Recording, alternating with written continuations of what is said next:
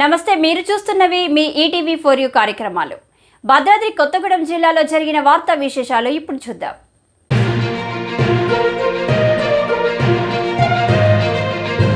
భద్రాద్రి కొత్తగూడెం జిల్లాలో భారీ వర్షాలు, ప్రజలు అప్రమత్తంగా ఉండాలి. జిల్లా కలెక్టర్ జితేష్ వి పాటిల్. వాతావరణ శాఖ సమాచారం ప్రకారం 31/8/2024 శనివారం నుండి బుధవారం 4/9/2024 వరకు జిల్లాలో భారీ వర్షాలు కురిసే అవకాశం.